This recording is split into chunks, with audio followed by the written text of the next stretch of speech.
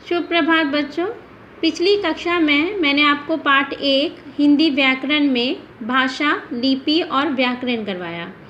जैसा कि आप पीछे पाठ में पढ़ ही चुके हैं कि भाषा क्या होता है, क्यों उसकी आवश्यकता होती है, लिपि क्या है, व्याकरण क्या है। आज मैं आपको व्याकरण के जो मुख्य अंग है वर्ण, शब्द और वाक्य। किसी भी भाषा को पढ़ने के लिए उसके वर्ण, शब्द और वाक्यों को पढ़ना बहुत ही आवश्यक है। वर्ण से ही मिलकर शब्द बनता है और शब्दों से मिलकर ही वाक्य बनते हैं। तो इस तरह आपने देखा कि जो व्याकरण में का जो किसी भी भाषा की जो सबसे छोटी इकाई क्या हुई, वर्ण। हिंदी वर्णमाला में जो वर्ण है का से आ से लेके ज्ञानी तक है और इसी तरह अंग्रेज़ी में ए से जेड तक। तो आज हम वर्ण विचार अर्थात वर्णों के बारे में विस्तार पूर्वक समझेंगे। हमारी हिंदी वर्णमाला में मुख्य रूप से वर्ण के 2 भाग होते हैं, स्वर और व्यंजन। सबसे पहले मैं आपको स्वरों के बारे में अवगत कराना चाहूँगी।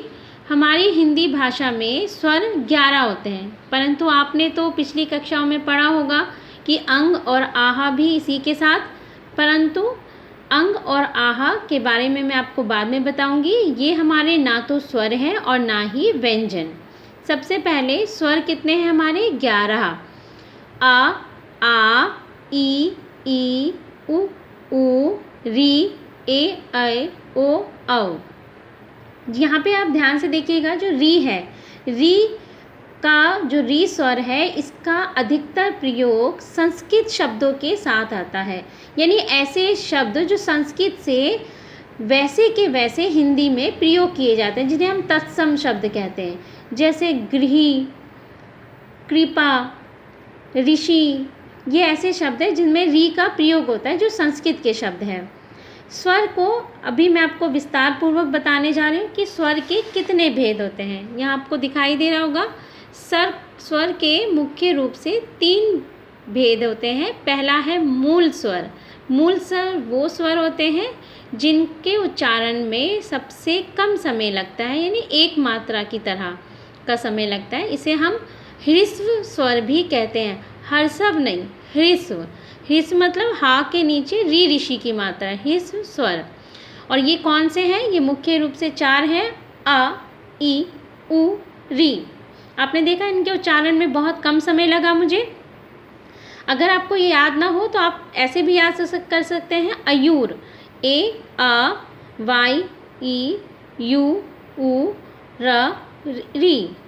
इसके बाद है दीर्घ स्वर। दीर्घ स्वर वे स्वर होते हैं जिनके उच्चारण में 2 मात्राओं यानी दुगुना समय लगता है, यानी कि ह्रस्व स्वर की तुलना में दुगुना समय लगे, दुगुना 2 मात्राओं के समान।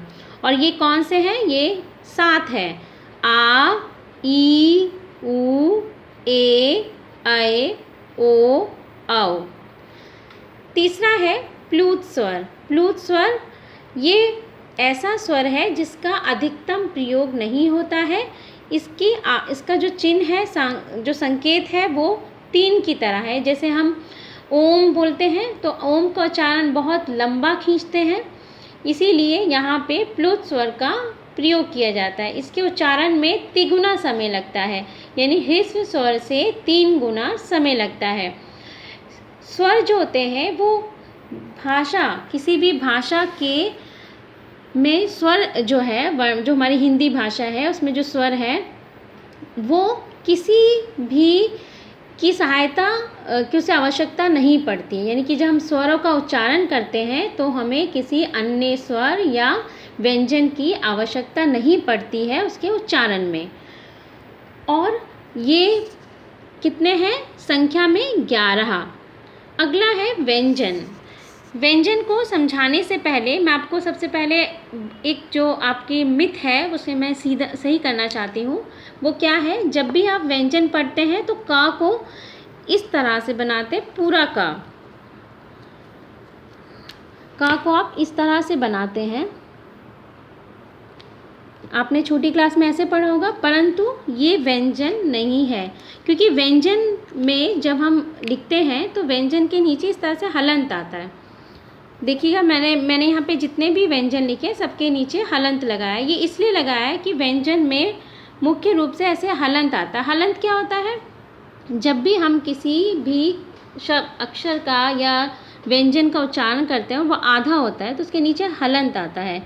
तो ये जो व्यंजन है इसको पूरा करने के लिए यानी इसके उच्चारण के लिए हमें किसकी आवश्यकता होती है? हम इसके साथ अ जोड़ते हैं। जब हम इसके साथ अ जोड़ेंगे तभी ये क कहलाएगा। यानी हर किसी व्यंजन के आखिर में अगर आप उच्चारण करें तो अ की आवाज़ निकलती है। जैसे क, ख, ग, घ, अंग, च, छ, ज, झ, य, ट, ठ, ड, ढ, ण, त, थ, द, ध, न, प, फ, ब, भ, म, य, र, ल, व, श, स, स, ह। तो ये व्यंजन संख्या में कितने हैं? 33। एक और चीज़ जो मैं आपको समझाना चाहती हूँ, जो पहला आपने जो ये लाइन देख रहे हैं ये क वर्ग है यानी का का परिवार। इसमें 5 अक्षर है और इसके 5वें अक्षर को हम कहते हैं पंचमा अक्षर या नासिकीय व्यंजन भी कहा जाता है। अगला है च वर्ग, इसमें भी 5 अक्षर है और 5वां अक्षर यहाँ है। ट वर्ग में भी 5 अक्षर है, त वर्ग में भी और प वर्ग में भी। अब मैं आपको इन व्यंजनों के उच्चारण के बारे में एक महत्वपूर्ण चीज़ बताना चाहती हूँ, ये चित्र के माध्यम से। आइए देखते हैं। ये हमारा गला है, गले के जो हमारा मुंह है, मुंह का मैंने यहाँ पे एक चित्र के माध्यम से समझाया है। मुंह का ये भीतरी हिस्सा है। यहाँ पर जैसे हमारी जीभ रहती है, सबसे पहले यहाँ कंठ आता है। हमारे मुंह में किसी भी ध्वनि के उच्चारण के वक्त कुछ रुकावटें आती है या कह सकते हैं कुछ जगह पे वो घर्षण होता है। पहला कंठ, फिर तालव्य, मूर्धा, दंत और होठ या ओष्ठ भी कहते हैं इसे हम। तो हमारा जो का वर्ग है वो उसका जो उच्चारण है वो कहाँ से होता है? कंठ से। उसके बाद हमारा है च वर्ग और उसका उच्चारण कहाँ से होता है? तालव्य यानी तालु से होता है। अगला है हमारा ट वर्ग और इसका उच्चारण क्या होता है? मूर्धन्य या मूर्धा से।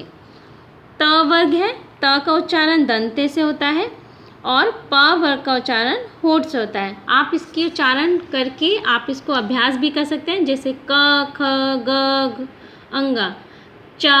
अब देखिएगा मेरे तालु से ये तालु में से घर्षण करके ये आवाज़ जो ध्वनियाँ हैं ये निकल रही हैं। च, छ, ज, झ, य, ट, ठ, ड, ढ, न। तो यहाँ पे आप देख रहे हैं कि यहाँ पे मूर्धन्य मतलब बीच का जो मुंह का बीच का हिस्सा है वहाँ पे टा वर्ग को उच्चारण में मेरे जीभ जो है बीच के हिस्से को टकराती है। वैसे ही त, थ, द, ध, न और त वर्ग के उच्चारण में दांत पे जो दांत है वहाँ पे ये स्पर्श करती है। फिर वैसे ही प, फ, ब, भ, म। तो यानी कि जब भी हम प वर्ग का उच्चारण करते हैं तो ये हमारे होठ या ओष्ठ से छूती है। तो आपने देखा कि हमारे जो व्यंजन है उसके उच्चारण को हम किस तरह करते हैं। अगला जो वर्ग था य, र, ल, व, इसे हम अंतस्थ व्यंजन कहते हैं। उसके बाद और 4 है श, श, स, ह। ये हमारे उष्ण व्यंजन क्यों कहा जाता है? क्योंकि जब भी इनका उच्चारण होता है तो रगड़ की वजह से गर्माहट यानी कि उष्ण यानी गर्मी जो हमारी हवा है जो हमारे गले के अंदर से निकलती है वो हल्की सी गर्म हो जाती है, जिसलिए इसे हम उष्ण व्यंजन भी कहते हैं। तो आपने देखा कि वर्ण विचार में पहले हमारे स्वर आए जो कि 11 है, फिर व्यंजन जो कि 33 है।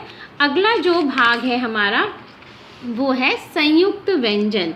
संयुक्त व्यंजन क्या होते हैं?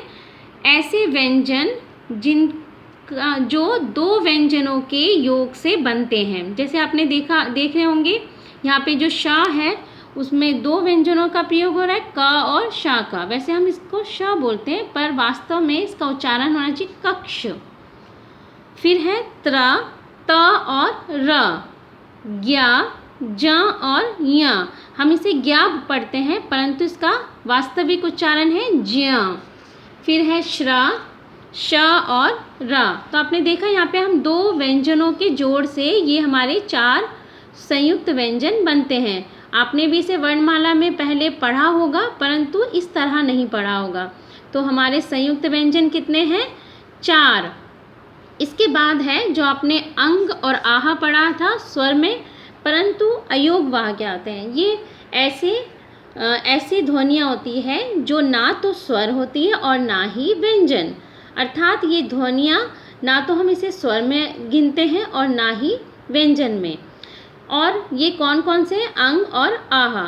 अंग वाले को हम कहते हैं अनुस्वार। अनुस्वार क्या होते हैं? ऐसी ध्वनियाँ जो नाक के द्वारा जो हवा है, जो उसका उच्चारण है नाक के द्वारा होता है, नाक का प्रयोग होता है। और जैसे चंद, आप अगर इसको थोड़ा सा अभ्यास करें तो जब भी आप बिंदी वाले अक्षर बोलते हैं तो आपकी जो नाक है हल्की सी वाइब्रेट करती है, उसमें हल्का सा घिसा हिलती है, कंपन होता है। वैसे ही चंद्र बिंदु वाला जो है इसे हम कहते हैं अनुनासिक। अनुनासिक इसलिए कहते हैं क्योंकि ये भी नाक और मुंह, जैसे ये अनुस्वार जो था ये सिर्फ नाक का प्रयोग होता था और अनुनासिक में नाक और मुंह दोनों का प्रयोग होता है। और जैसे चांद, आप देख रहे हैं कि मैं अपने कंठ और अपने मुंह और अपने नाक दोनों का ही इसके उच्चारण में प्रयोग कर रही हूँ। अगला है विसर्ग। विसर्ग का प्रयोग अधिकतर संस्कृत के ही शब्दों में होता है, जैसे अतः, प्रातः, नमः। एक बात आपको ध्यान रखनी है कि विसर्ग का जब भी उच्चारण होता है सिर्फ इसके बिंदुओं का ही प्रयोग होता है। हम आ लग के ये बिंदी नहीं लिखते हैं, सिर्फ उस व्यंजन के बाद हम 2 बिंदियां लगा देते हैं और हमेशा इसके उच्चारण में हल्की सी ह की आवाज़ आती है। तो आपने देखा अयोग व वर्ण कितने हैं हमारे? 2। उसके बाद है हमारे विशेष वर्ण। विशेष वर्ण पहले भी आप ड और ढ पढ़ चुके हैं, लेकिन ये इससे थोड़े से अलग है। मैंने आपको सुलेख की कक्षा में भी इसे विस्तार पूर्वक समझाया था। जैसे ड जो होता है इसका उच्चारण अलग है और ये ड़, इसमें बिंदी होती है। फिर इसके बाद है ढ का उच्चारण अलग है और यहाँ पे इसकी लिखावट भी अलग है। इसके नीचे बिंदी होती है और इसके नीचे बिंदी नहीं होती है।